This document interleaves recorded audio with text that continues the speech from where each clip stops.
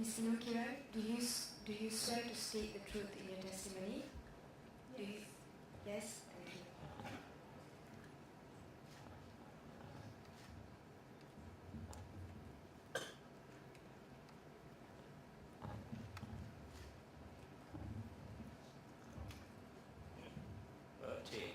Kiran, you were where were you born? Sabah. In Sabah. In Kudat in Sabah, would that be right? Yes, Kudat Sabah. And where did you go initially from 69 to 75? Where did you school? I'm studying at the St. Nicholas School for the Blind in Penang. In Penang, Yes. so St. Nicholas School for the Blind. And this is from 69 to 1975, am I right? Yes. Then you continued your secondary education where? In Sekolah Menengah Perempuan Air Panas Sabah. Sabah, that's in the in outside KL. In KL. In KL, yes. And that was between 1976 and 1980, would that be right? Yes. Now you also then went on to do your Form 6 education. Where was that? St. John's Institution, KL. Yes, St. John's Institution, a very famous school in Kuala Lumpur, Malaysia actually. And that is from Form 6 to be 2 years, so 81 to 82. And you are currently working and living in Klang Valley. Yes. And you have been living in Klang Valley since roughly 1983. 1983. So actually, from 69 onwards and so on, your links have been to with West Malaysia and in Kuala Lumpur, Klang Valley. That's right. That's right, huh? Have you ever registered as a voter before the also visually challenged, visually impaired? Yes. They're all your friends, huh? Yes. And they also have their names registered. Now tell me, you said you were registered, and was there a place of voting also on the registration? Yes, they put my voting place as in Tawau, Jalan Apas Tawau. Jalan Apas Tawau, very specific, huh? Mm. So that's Tawau. But even if we were to take you back to your kampung, just to examine whether there could be some kind of a historical mistake, where are you actually from? I'm actually from Kampung Matunggung, Kudat, Sabah. Sabah. Yes. Have you ever been to Tawau? Never. Do you know how your name got there? I don't know. You have, I refer your honors to the first exhibit that appears just after that. So this exhibit is the copy of the extraction from the Electoral Commission register, is it not? You are the one who supplied us, which shows, is that correct first? Is that the document that you supplied to us, which shows daftar pemilih yang telah disahkan with your name there? Is that right? Yes. And it shows here, your honors, if I could respectfully invite your honors to have a quick glance at that. And it shows the kad pengenalan and the slash. For those who are not familiar with our system, one is the new and one is the old. Then her name is there, Inung Kiran, her date of birth, her jantina, her sex, her gender, the locality you will see. 19, very specific, 190/56/02/001, Jalan Abbas. The place where she's supposed, the district of casting the vote, Tinagat, and then the constituency shows the SMS. Dijemput datang ke majlis rumah terbuka saya pada Sabtu 24/8 jam di Dewan Yayasan Lau Gekpo, Tanjung Batu daripada Dato' Taufik. As a matter of curiosity, did you attend this function? No. I see. I was in KL. Okay, so you couldn't even go to this place in Tawau, where you've never been since. Yes, so you did not go to this kind invitation in Tawau. Thank you very much, Ms. Inung Kiran, if you can just remain there for a while in case there are any questions that need to be addressed by you. Did she bring up this matter to the SPR? I brought up this matter to those people. They were representing the disabled, some of my friends, and they brought it up to, I think, this tribunal people. To which people? The tribunal Oh, the people. tribunal people. Before that, have you raised it with the election commission people? No. I think my friends were handling this case.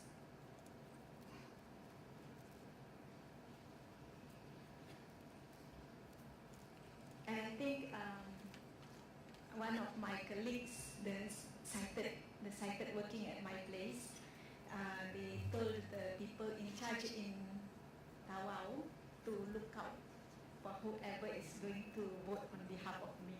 Oh, I see. Okay, that was quite prudent on your part. If there are no questions, maybe we can excuse the witness. Ms. Inung Kiran. Oh, sorry. Just ask you, what's the meaning of this second part of the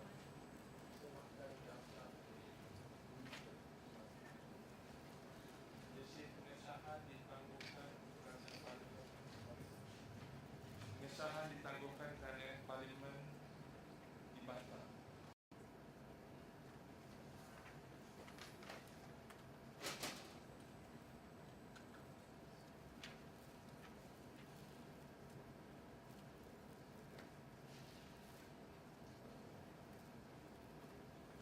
Our next witness, before I call the next witness, I invite the panel to look at the statutory declaration number 44.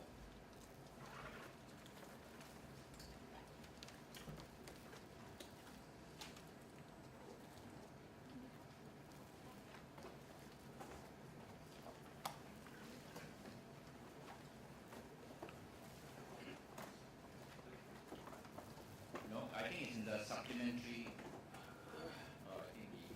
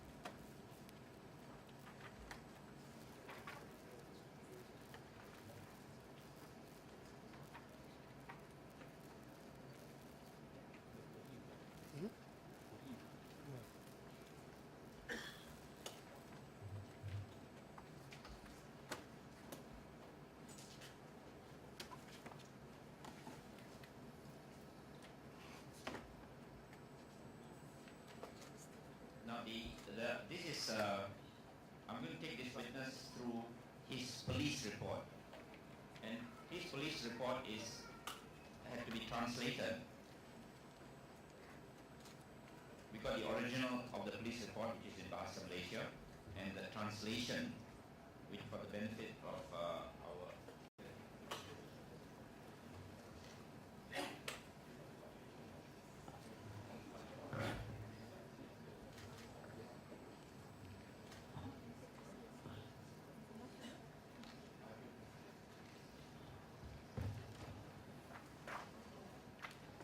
sorry for the slight delay in securing an extra copy.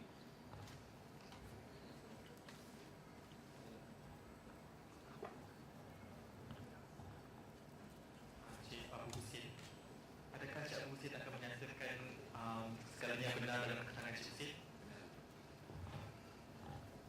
Terima kasih ya, Encik Hussein.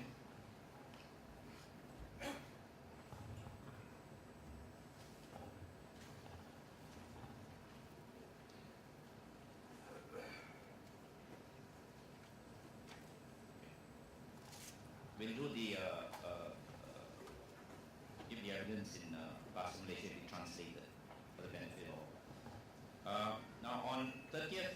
your name, please, for the record. Nama Encik Husin. Nama saya Abu Husin bin Tanwi. Beralamat di Batu 1834, Kampung Baru Air Limau, Madinah, Melaka. His name is Abu Husin bin Hamid and he lives at Batu 1834 Kampung Baru Air Limau, Masjid Tanah Melaka. The address is in the Malay version of the police report. So we have the police report and we have the translation. So I'll go through the translation. So on 30th April around 3:15, you were at the headquarters, police headquarters at Alo Gajah Police Station, that's in Malacca. Pada jam pada 30 Mac 2013, Encik Abu Husin berada di Balai Polis Lubuk Cina. Saya berjawatan sebagai wakil calon N3 Air Limau. Menjadi satu tugasan saya sebagai wakil calon N3 Air Limau mewakili saudara Halim bin Baci. Tugasan saya sebagai Satu demi satu sebab dia akan terjemah dalam bahasa Inggeris dulu. So kita ambil langkah selangkah. Terima kasih. Encik Abu Husin is a representative of the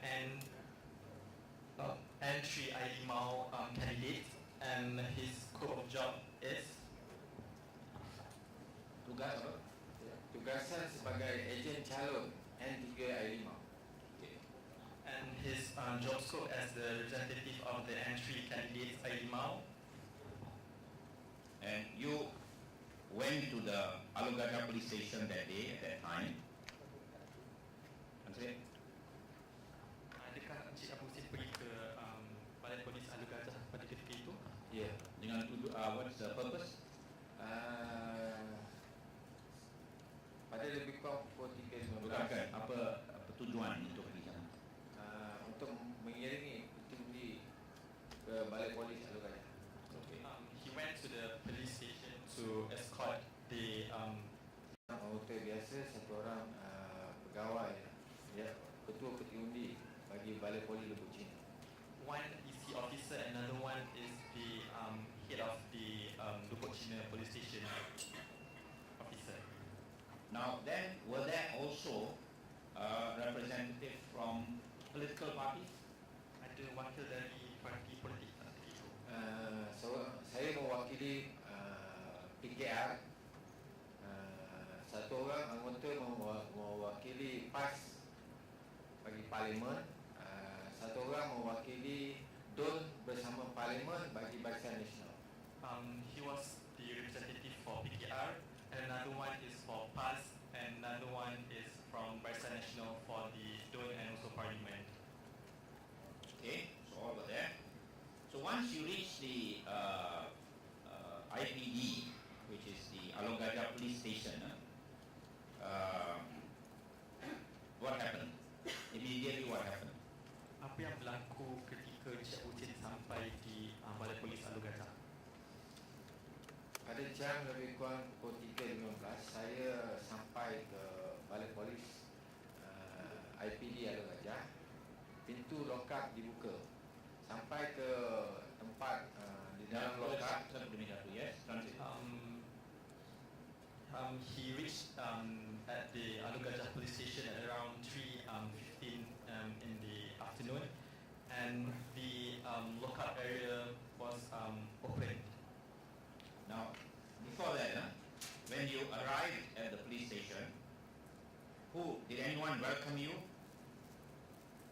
Setibanya Encik di Balai Polis Alo Gajah, ada sesiapa yang Kami disambut oleh dua orang anggota SPR bersama dengan satu orang pegawai anggota polis. when he arrived at the IPD Alo Gajah, there are two EC officer and also one police officer which welcomed him there. And they took you to some storage. Was it to the ballot box storage area? Mereka bawa Encik Abu Husin ke kawasan penyimpanan, adakah itu kawasan penyimpanan peti undi? Ya. So this was going to be the lockup area. The boxes were going to be stored in the lockup area. Is that correct? Adakah peti undi itu disimpan di kawasan lokap?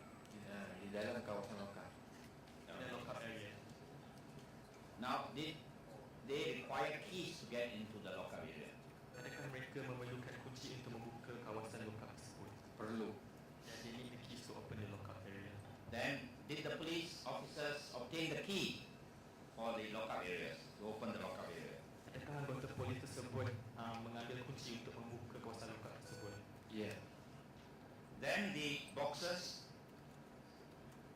the EC officer who brought the ballot boxes was escorted into the lockup area. Is that correct? Adakah pegawai SPR yang membawa kotak peti undi tersebut mengiringi ke kawasan lokap tersebut? Bersama. Now, so sorry. He was with the EC officer who's carrying the ballot box. And in the middle of that room, he saw that there are several EC officers there. Just a second. How do you know they are EC officers? Macam mana Encik Abu Hussein tahu mereka adalah pegawai SPR? Keseluruhannya memakai baju SPR. Because most of them are wearing the SPR shirts. Okay, then what you saw? Dan kemudian apa yang Encik Abu Hussein nampak? Saya cuma nampak, perhatikan, saya terus mengiringi petundi yang saya bawa bersama dengan anggota SPR hantar ke dalam lokap pertama. What he did?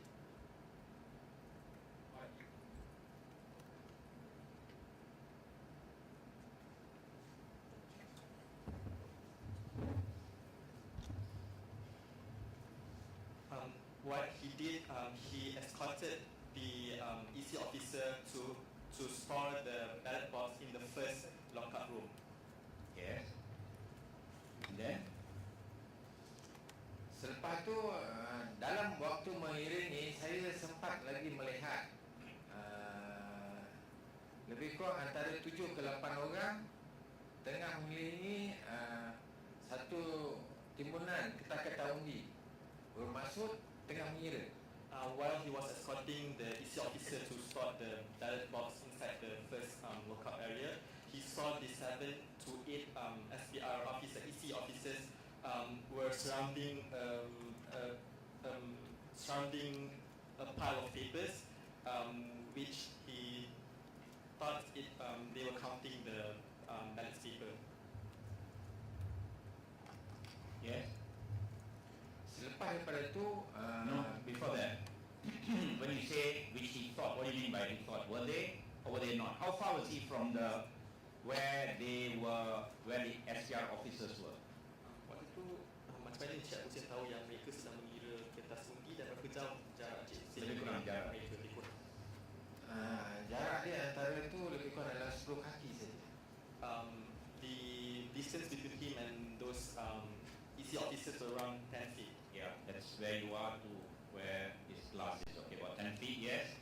So, how, when you say, saya anggap sebagai ballots, so how does he know that they were in fact a pile of ballot papers? Macam mana Encik Abu Hussein tahu yang kertas itu merupakan timbunan kertas undi? Saya merupakan wakil calon yang memahami dari segi undang. Kertas yang saya tengok pun memang kertas pengundian. I see. So you're familiar with the kertas pengundian and those were kertas pengundian, is it? Encik Abu Hussein tahu itu memang kertas. Ya. He said because he's the representative from the party, so he knows the law and he familiar himself with the ballot papers, so he confirmed that it is the ballot papers. There was a pile of them. Was there a box anywhere nearby? Ada kotak tak berdekatan dengan timbunan kertas tu atau hanya timbunan kertas? Hanya timbunan kertas. It's only a pile of papers, no boxes. Mota-mota yang datang tu, saya mohon dia orang untuk tanda tangan rekod kehadiran datang ke lokap. So after he came out from that lockup area, he recorded his signature of the attendance to that lockup area. In a attendance book, is it? Dan dalam buku kehadiran, Ada. in the attendance book. And then you left the place. Adakah Encik Abu Hussein meninggalkan kawasan itu selepas menandatangani? Selepas ada menandatangani ini, maknanya saya pun keluar. After he signed the attendance book, he left the police stations. Did you lodge a report with regard to this incident? Police report. Ada Encik Abu Hussein membuat laporan polis terhadap insiden ini. Selepas daripada perkara ini berlaku, saya membuat report di balai polis. after this incident, he made a police report. Now the police report dated 2nd May. Can you just be quickly, there's a police report there, can you very quickly show this? And ask him to look at the second page. Is this your signature? Adakah ini tanda tangan Encik Husin? Yes. His signature. And on the first page, there's also, is that his Yes. signature? Yes. You confirm this is your report? Yes. Now, in the report, you say you are requesting to look into the CCTV recording of the police station where they kept the advance ballot boxes from the time of arrival until all the ballot boxes were placed there. Yes?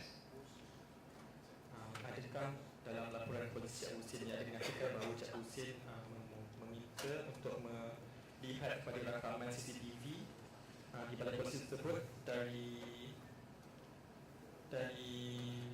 ketibaan peti-peti undi sehingga selesai habis peti-peti undi diterima, ya atau tidak?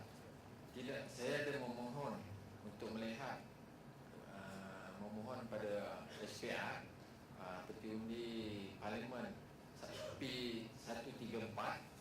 Saya ada memohon pada wakil SPR, tapi permohonan saya ditolak.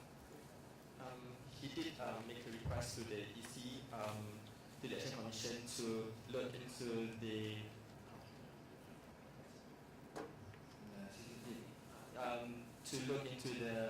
CCTV recording on the ballot box of P134 Parlimen Majlis Tanah. P134 Parliament Masjid Tanah, but that request was rejected by the EC.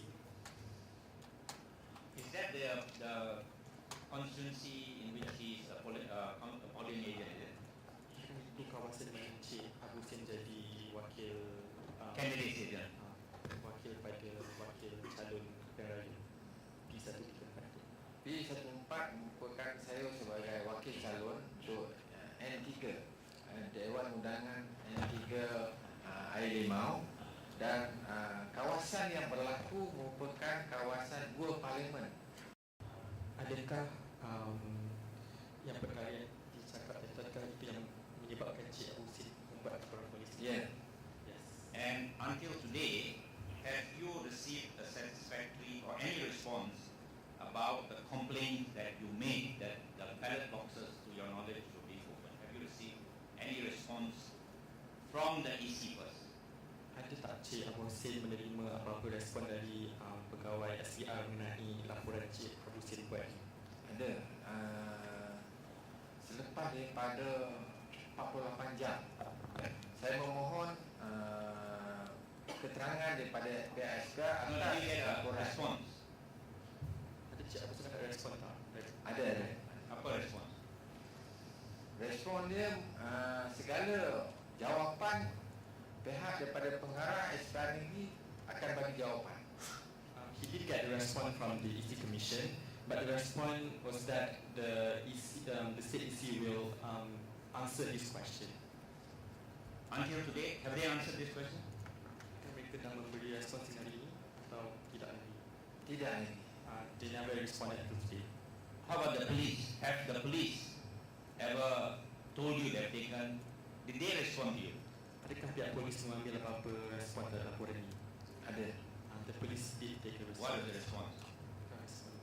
Polis. Pihak polis memanggil saya untuk bagi keterangan pada satu sesi soal jawab antara saya dengan anggota polis yang terlibat dalam SPR. The police did call him for investigation in the police stations with the police officer, which working with deal with the SPR, with the EC. And then what happened? Apa yang berlaku Cik Husin?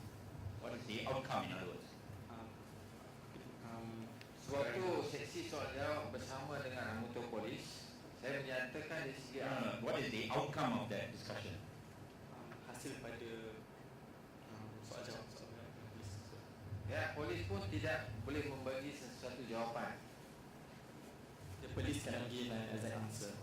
In the end, what did they answer? They might have exact, so they gave some rough answer. What was the answer?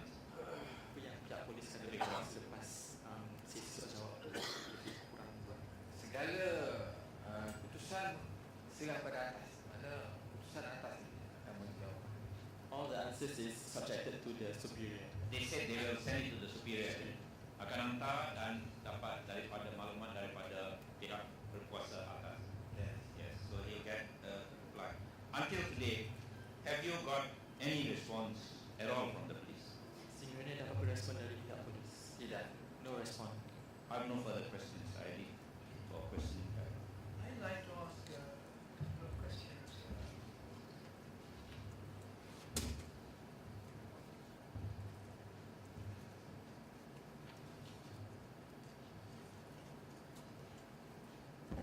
Can use this, I think. These are questions about the electoral system rather than the actual incident here. First of all, I'd like to know where the votes are counted. Are they counted at the polling booth station? Are they taken to some central place for counting? Secondly, when the boxes when the voting has concluded, are the boxes sealed? And if they are sealed, who has the keys?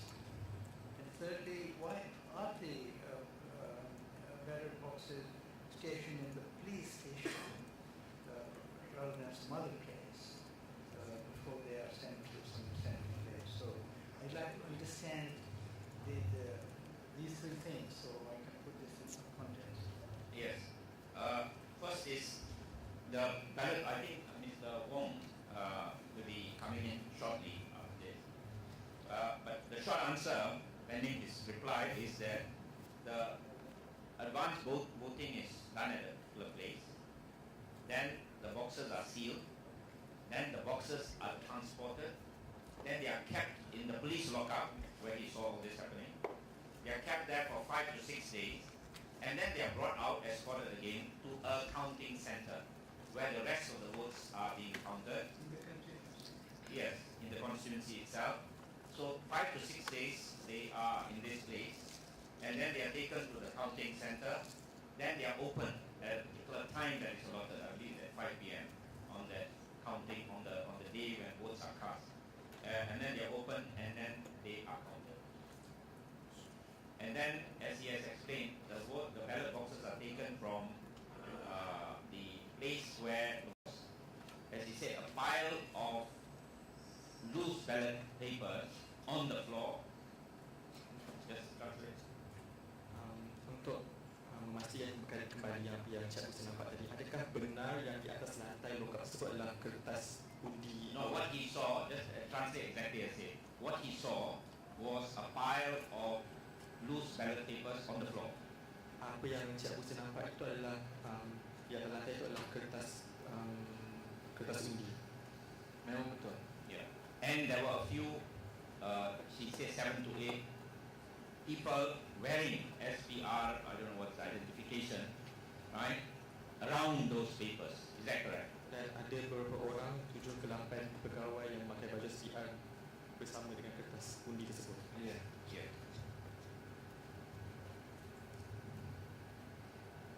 Any further questions? Sorry, one more. How many boxes of advance voting ballots are there? I mean, you mean there's so many advance voters in this? Yes. Well, it depends on the number of advanced voters and how many. Was there a military camp within this? How many boxes of in his constituency, for example, how many ballot boxes for advanced voting was there? Untuk kawasan pengundian Cik Hussein itu dapat berapa For his June seat. untuk berapa kotak untuk kepentingan di awal? So Parlimen Kalau Jun, berapa? Dun air limau merupakan satu saja. Mana yang saya bawa. Okay. For Dun and only one. Fine. And then for Parliament, Parlimen ada 5. for 5. Okay. And then the other Dun, because there are two. Ada 5. For the other Dun also 5. Dun Alor Gajah. Parlimen Alor Gajah. Bukan. Dun 1, Dun 1, Parliament 5. Parlimen dalam Parlimen 1. Box. Ada peti parlimen ada 5 don. Dalam satu parlimen ada 5 don. Okay. Dalam 5 don, setiap don ada parlimen, ada pengundi pos. Berapa? Ada 5. Ada 5 lah, satu untuk satu lah. Ha. Okay. So there were 5, 6, 7 that he had custody of, or he was escorting.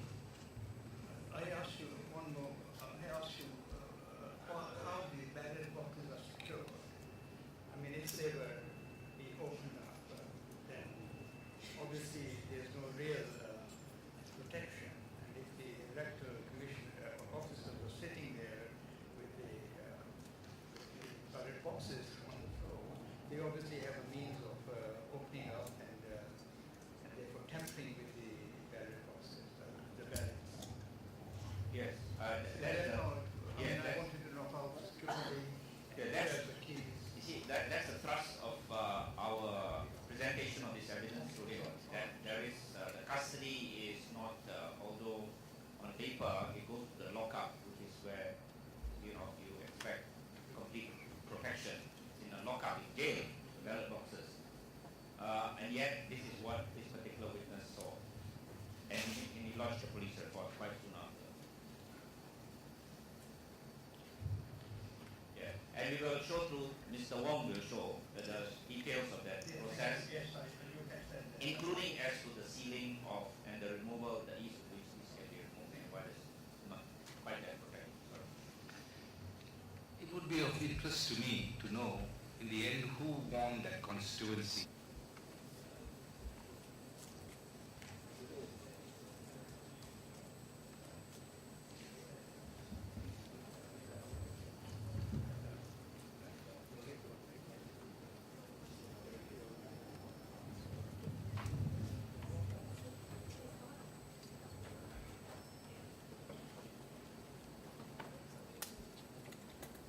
The next witness that we can call is Mr. Lai Yun Seng, and this is statutory declaration number 14.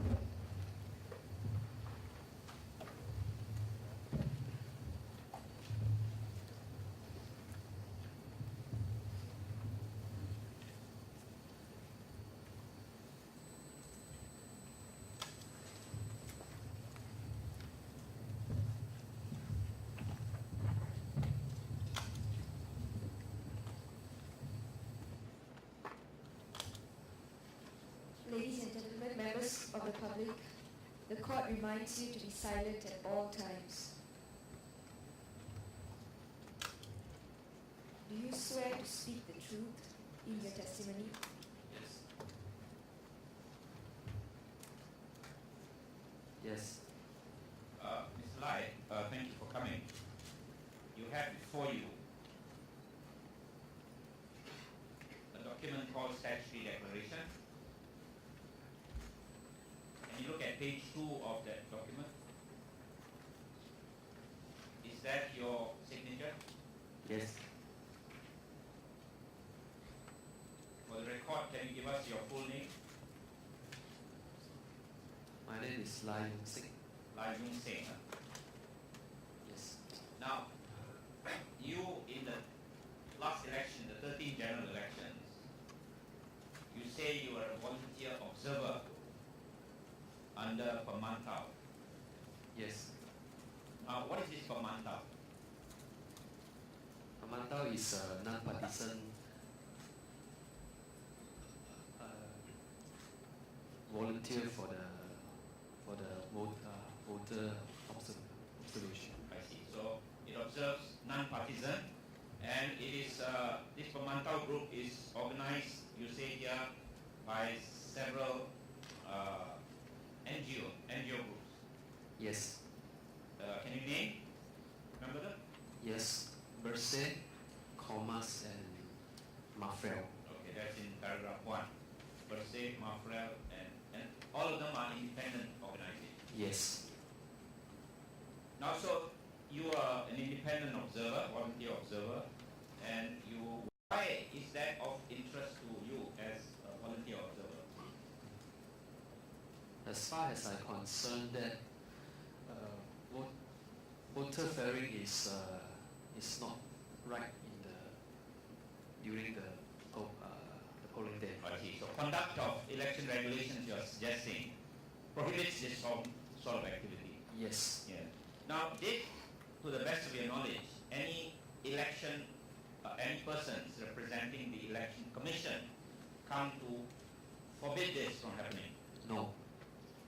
You're absolutely sure about that? Yes. So you as a volunteer could see this, but there were no SPR officers there to monitor it? No. Now you say then that you at some point, 3 p.m. or something, I suppose it must have been quite boring just staying there from 10 to 5, and you got curious, and you say you followed one of the cars. What is the outcome of that following? I follow one of the cars with a Barisan national flag, which had come by the polling station. I followed the car to some low-cost flats in Taman Budiman, and I saw it stopping at Barisan National campaign booth. No, campaign booth, so? The car is to drop off passengers. I saw that the campaign booth were serving food to the public. I see. And you have also displayed some photographs. Are those the photographs? Can you identify? Yes. It says, yeah, there's Barisan, and it says Jalan, not Jalan, Janji. So why are you concerned? I mean, food, that's quite a good thing, isn't it, at 3 p.m.? Why are you concerned that they dropped them and served food as an observer? Why were you concerned? Why am I concerned? Why do you care? I want to see what other benefit they give to the voters. As far as I'm concerned, this is also not right, as during the polling day there's no any campaigning can be carried out. And you're saying gifts, you mean is it allowed to treat people after they have voted? Before, the best of your knowledge? Yes. Yes, what? As far as I know. Yeah, that? There's no treatment before or after the polling day. You're saying it's not right, is it? To do it yes. in accordance with the regulation? Yeah. Okay. I'm not sure whether they give it before or after. I just saw the booth there. Oh. So, but you say I saw that the campaign booths were serving food. So they brought these people and told them no food for you. Go home. I never go down to interview them. I see. So you didn't partake of the food either? No. Okay. I just give them a sign. Okay. Now we come to the final paragraph. You say you man. Whose man is that? The first man. First man. So it is one of the men who showed you. Yes. And his left. That's his left hand. Huh? So normally what happens is, did you check both his hands? I just checked the left hand index finger. Why left hand? Why not right hand also? Because he voted by using. So you saw both his hands or not? Or he hit his hand and said, only look at this? I'm not sure. I didn't check. I see. Okay. Now what is this final photograph here that you have of the man? This is his face. Oh. So the finger is belong to him. Oh, I see. That's good, huh? He owns his fingers. Yeah. And then what did you do with regard to this complaint? With regard to your Pemantau organization? I just wrote a report. To whom? You wrote a report for whom? To submit to Perse. to submit to Bersih. So what you did as a Pemantau observer is after you notice these irregularities or whatever, Yes. you then report to the Pemantau HQ, if you call it. Yes. Alright, and then what do they do with the report? They ask They compile it? Yeah, they compile it. I see. Now, you said just now, just one final question. You said that they knew you were a Pemantau observer. How do they know? As every one of us are wearing yellow vest. What are you looking for? To know what you wore that day?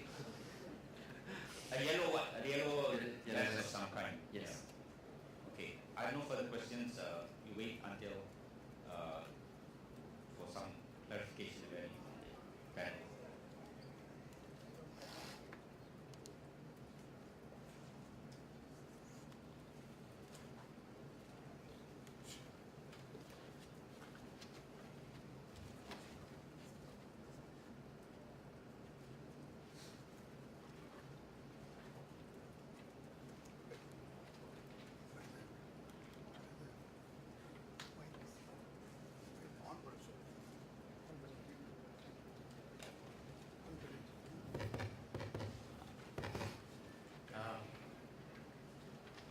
I don't know about the electoral law in Malaysia. Is there a law that did not allow political party to pick up and drop voters?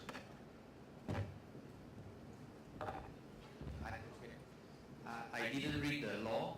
I just get this information from the Pemantau training. Which is prohibited by law? I didn't check it, but I believe it's stated in the law. And then also, the law also not allows political party to serving food to the public. As far as I'm concerned, anything that to give to the voter is prohibited during campaign period and polling day. Yes, and to clarify, we will be submitting that ferrying voters is an offence, and treating also is an offence, what they call treating. So we will be submitting that later on and presenting the exact provisions of the regulations. If there are no further questions, can we request that the panel releases this witness? Mr. Lai, thank you very much. Thank you. Our next witness, very short witness, is Mr. Joseph Chandran. In the parliamentary constituency of P107 Subang, Subang and state seat of N38 Paya Juras. Yes. So you're there on the polling station very early, 8:45, before the polling actually started, isn't it? It starts at 9, it starts at 8. 8, okay. 8:45 to 5:15. Okay. Now, you say that you as an independent observer, were you also we heard that the previous observers, they wore Pemantau vests or t-shirts or something. Yes, I was in my vest. Okay, so that's Pemantau. And people approached you, Many. complained to you, Yes, many. and very specifically, they complained to you about the indelible ink. Yes. And what was the gist of your complaint? Gist of the complaint was that it disappeared from the finger within a short time after they cast their votes. Disappeared means what? They waved it Completely wiped away just by rubbing their fingers together or with their sweat. I see. So it was easily removable. Huh? Just for the record, when you say you were approached by many people, roughly how much? 5? There were easily about, there was a high of activity at where we were, easily about 30-40 people approached, but we recorded statements from 8 of them. Photographs were taken by the group that I was in. Sorry, slowly. Yes. There were several members of the Pemantau team in the group together with other members from Comas and Mafrel were also there. And we took photographs and videos. It was all submitted to the Pemantau head that was there. at the end of the day, report with all the photographs given in our submission. Yes, and you see here in your paragraph 5 that there was Barisan National booth outside somewhere there, is it? Yes, Near the polling station, just outside the polling station. outside the polling station. And there was some activity that was, It was definitely more activity than there was at the others, at the opposition booths. okay, and how so? A lot of gifts given out and Gifts like, umbrellas and tokens, including water bottles and whatnot. what not? Can you tell us that what not can be important? Souvenirs, tokens, partisan Right. tokens, etc. And Fans, like fans and especially fans I for see. the weather and all. Did you collect any of that?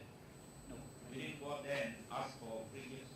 I was wearing my best. I was a duty. Oh, I see, okay. It would be useful if you had brought some of that, what is called real life. Okay, and they were given out, you say free of charge. Yeah, it was also videotaped by my team, so it's on record. Okay, this is on record, and we have the record, we will be tendering that record later on. Now, what did you do with these complaints that came to you? We had a procedure. At the end of the day, we had to put it into a report by each of the Pamantaos, submit it to our head, who then submitted it to the Pamantao committee, which goes back to Bersih. Yes. Thank you. Just to inform, the reason why I asked this question always at the end is because later on the 5th day, we will show this huge litany of complaints that came in from all these independent observers. So just to establish the link. I have no further questions. I leave it to you. I have a question. You're not the first witness to say foreign-looking people. Now that intrigues me. I mean, the foreign-looking person, Malaysia itself is composed of very diverse people. So how do you identify foreigner in Malaysia? Well, you're right. There are a lot of foreigners in Malaysia, and I think you've heard the testimonies before that I think heading up to the elections, we knew that there were going to be fraudulent voters being brought into the polling stations. So, of course, as an observer for Pamantau, one of my tasks was also to observe whether there were any foreigners being escorted or being encouraged to go in to vote, right? And there were some of them who voted that they actually confirmed that there were Bangladeshis in the polling station who voted legitimately, that is they had ICs and they voted. Of course, we can't do nothing about that, right? But there were definitely foreigners in the country that voted, and that was a problem. I think the question is foreign looking. How do you see and say foreign and non-foreign? We have a lot of Bangladeshis in the country together with Pakistanis and Nepalis and all that. So I think many of us can distinguish them from the locals. Did you go to any of them and ask them what their nationality was? That's you guys.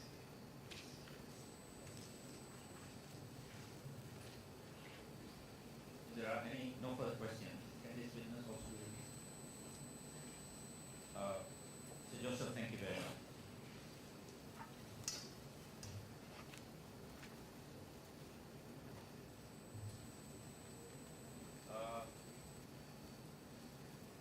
Do you want to take a break now, or we're going to call Mr. P.Y. Wong to explain that? Or here a little bit and then maybe 15 minutes break? Oh, proceed, yeah. Mr. P.Y. Wong?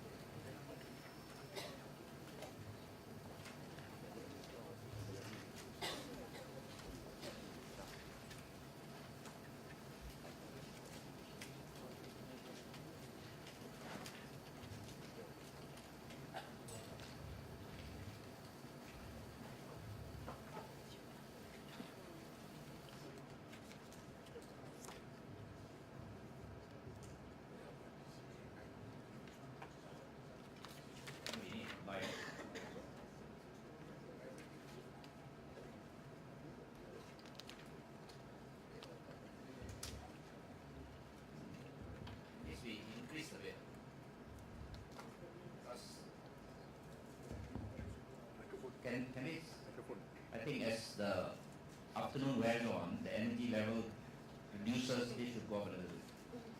Thank you. Okay, Mr. P.Y. Wong, you're on former oath. We just want to complete the last part of your rather useful testimony. Now,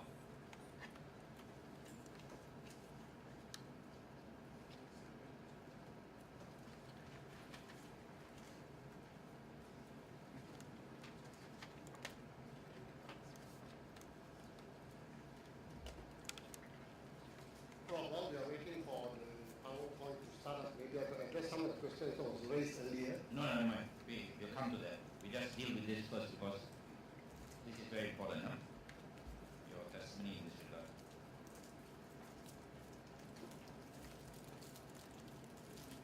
Right, now oh wait.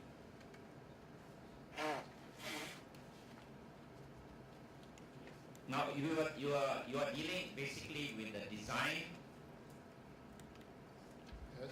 management and operations of the electoral system in this country, right? Yes. So we will look at the design, and now we're looking, I think, on the operations of the electoral system.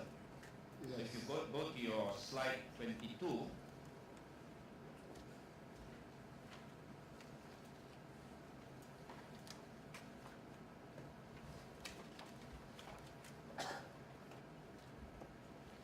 right now, if you go to 24, you say that EC officers can determine the outcome. All right? Can you explain by reference to your slide 24? On nomination day, a potential candidate could be disqualified by the returning officer, and his decision shall be final and not called into question in any court. The only recourse is through election petition under paragraph 32B of the Election Offences Act. If unsuccessful, basically means that the voters have been disenfranchised. Yes. And then you talk in your 25. Actually, it would have been easier if we had put up this pictograph that we have here. Then there's no ground for misunderstanding. But notwithstanding that, the EC came out in their guidebook, which is outside the regulations, 31 different ways of marking. And this is a very serious problem because it creates a lot of leeway for the presiding officer to exercise his discretionary powers. So you are saying that despite this clear provision which says that the only way in which you can show your preference is by marking an X, there are other ways that are also being used by election officers to accept ballot papers marked. Yes. Other markings. What are the other kinds of markings? You said 31. Yeah, this is a sample of them. Yes. For time problems. A dot is also accepted as a mark. A dot outside the box is also accepted as a mark. A star outside the box is accepted as a mark. So you have many different combinations that is accepted. Sometimes they have a gut ray, they have a lot of markings on the same row. Basically, the EC has expanded the scope of acceptance from a mark across in the box to anything in the same row. Basically, that's what it means. That's how we come with 31 different combinations. So is it not good because, doesn't matter so long as they show that this is their candidate, they mark it to the left, to the right, across, whatever. Isn't that, why does that raise concern? This gives rise to manipulation of the ballot paper. There are a lot of reports about ballot paper being pre-marked before being issued to the voter. For example, in the overseas voting, there are quite a number of reports about the voter finding that their ballot paper had been marked with a dot. Now the problem with a dot is that it's very innocuous. Most voters, when they see a dot, they just think, oh, maybe it's just a printing error and ignore it. Now, for example, if there's a dot here, if the voter marks here, it becomes a spot vote. If the voter marks here, it's a valid vote. So it's like heads, I mean tails, you lose that sort of situation. Okay, let's follow that just so that it's understood very clearly. So that where you mark that bottom left-hand corner. So we say, for example, it is the top left-hand corner, the teacup. Yep. Right, the teacup party. Oh, there's a teacup party, isn't it? Tea party. Yeah. Now, the column there, assuming that this is the party that is being favored. Yes. All right. Yep. Now, a dot already emerges there. Yep. Is It's already a vote. So it's already a vote. It's already a vote. Okay. Wait. Go back. All right. Now, the opposition is that seat there. What's that? The chair. The chair, the easy chair. Easy chair, right? Yeah. So if someone marks a cross here now to show their preference for the easy chair, what will happen to this vote? This becomes a spoiled vote. Okay, spoil vote. Okay. If he marks a cross at the top, It's a valid vote. it's a valid vote. If he does not mark at all, he submits an empty box. It's a valid vote. It's a valid vote. So in these situations, the teacup wins all the time. Yeah. That's your concern. Yes.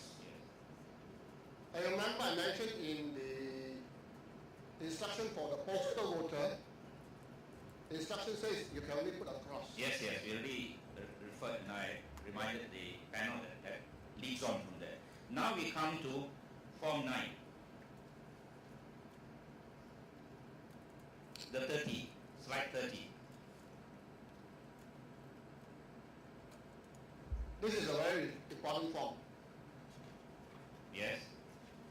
From here, everything leads. The start of the paper flow process begins from here.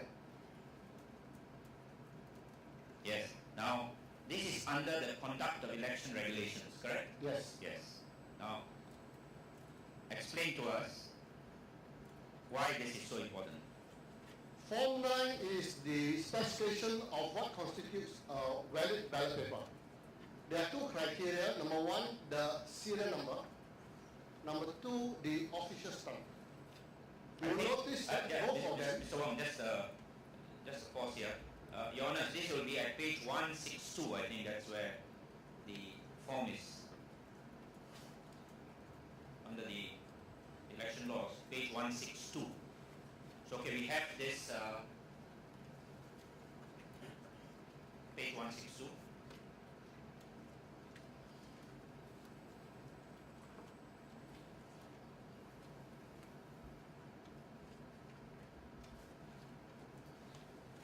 No hidden dots and pre-marking on the ballot paper. So that is a basic ballot paper that will qualify to be used during an election in any polling station.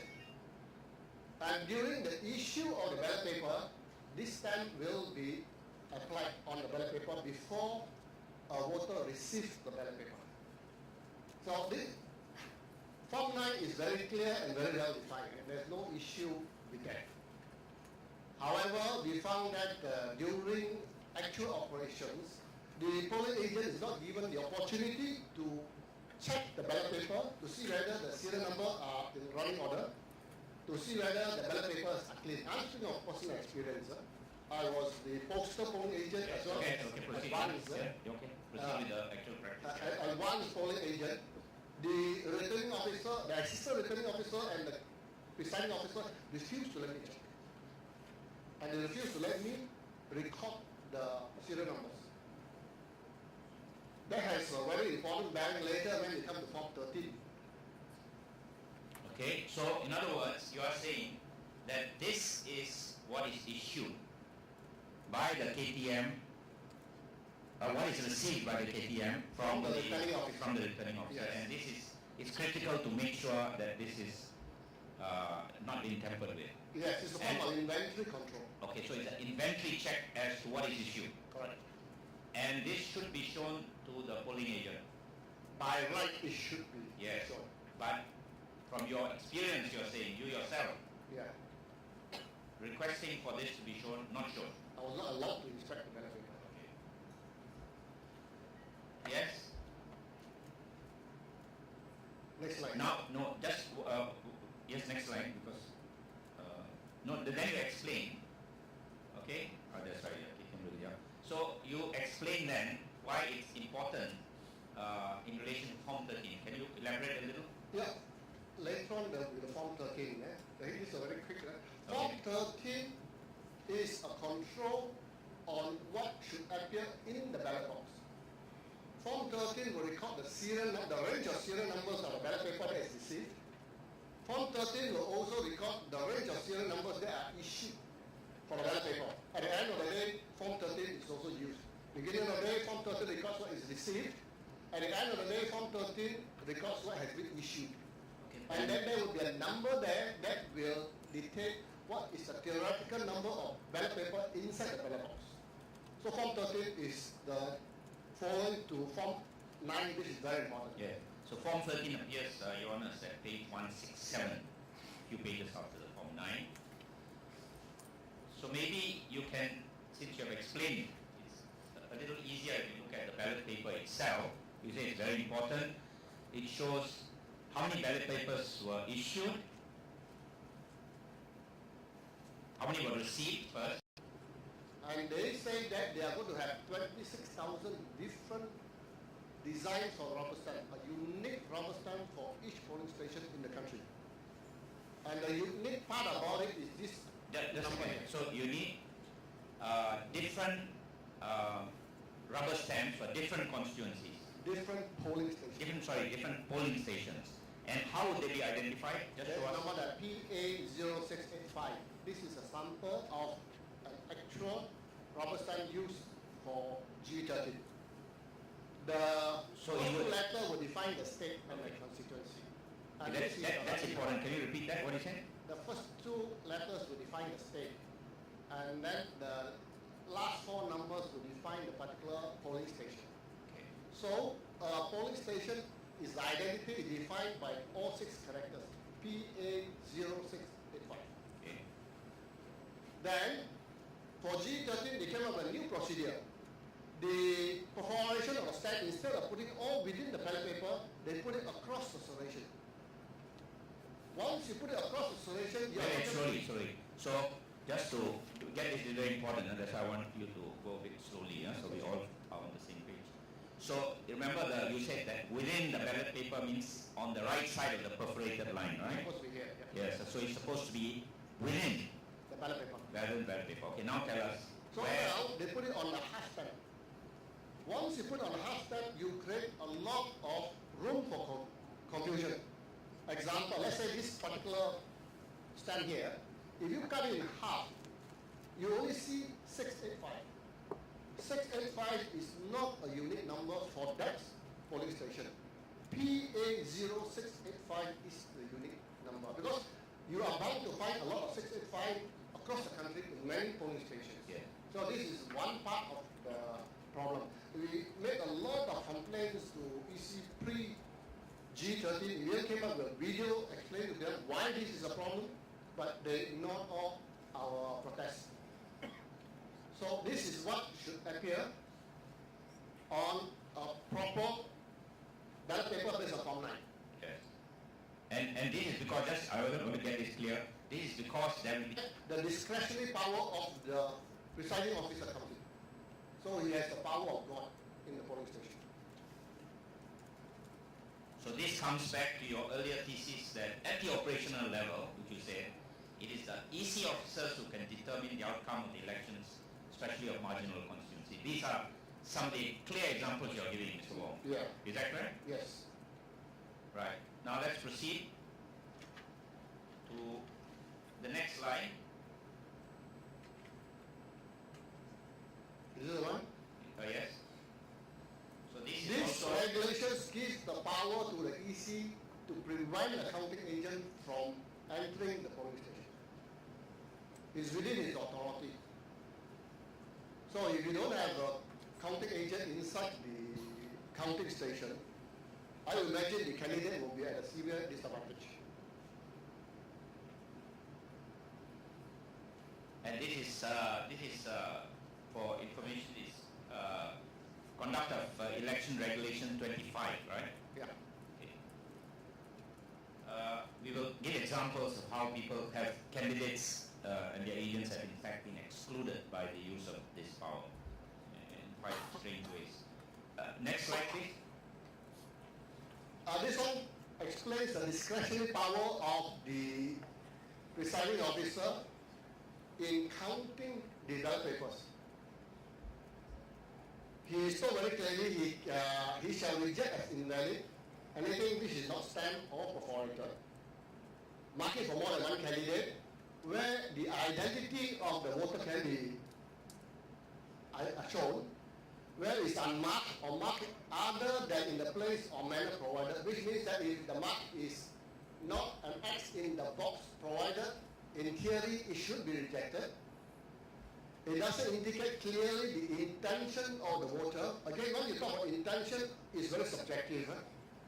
It gives, again, discretionary power to the presiding officer.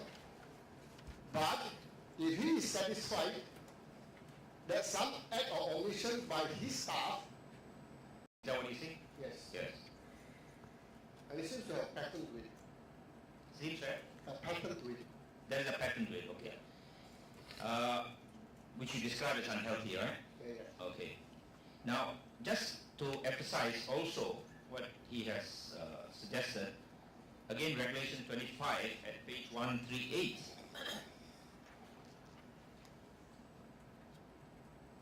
Which says that you must reject as invalid any ballot paper which does not clearly indicate the intention of the voter. There's a proviso to that at page 138, sub-regulation 8, which says, notwithstanding subparagraph D or paragraph 7, where the presiding officer is satisfied that any mark made on a ballot paper clearly indicates the intention of the voter and the candidate for whom he has given his vote, the presiding officer shall not reject the ballot paper on the ground solely that it has not been marked in all respects in accordance with directions. Now, so again it vests with the presiding officer.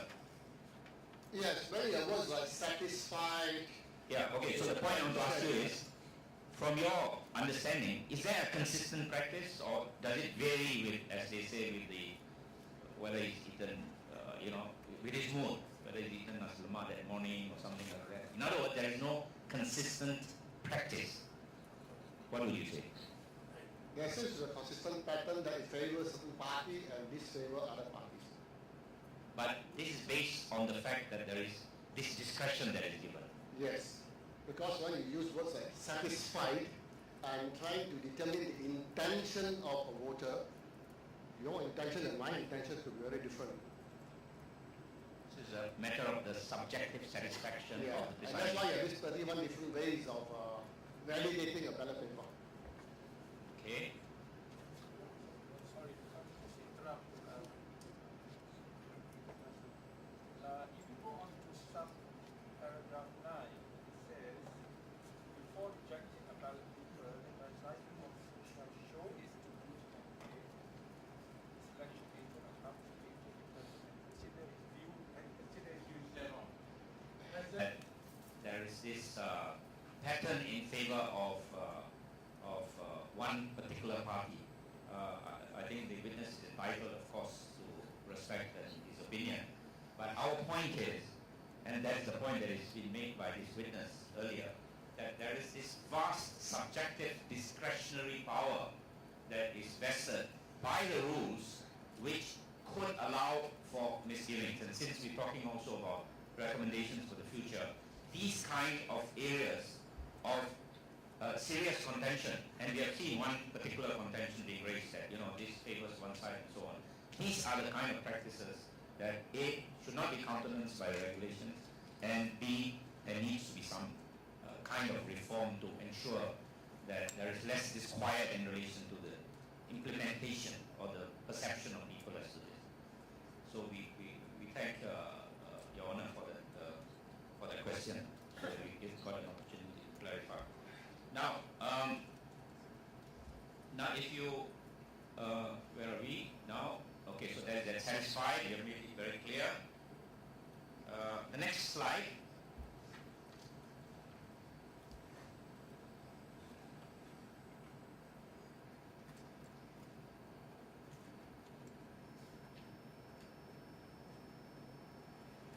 And of course, as you highlighted as 10, the presiding officer, his discretion, his decision is final. And as we noted earlier, this cannot be questioned in courts and so on. Okay. Yes, your next slide, please.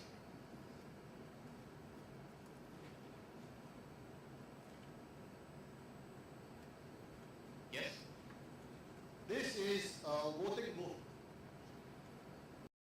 ballot box, so that the issue of folding ballot paper should not arise, because previously the ballot box is opaque, it's made of metal. So there was no need for folding. So when they had the transparent ballot box, they created a problem. Then to solve the problem, they folded the ballot paper. When they folded the ballot paper, they gave opportunity for multiple ballot papers to be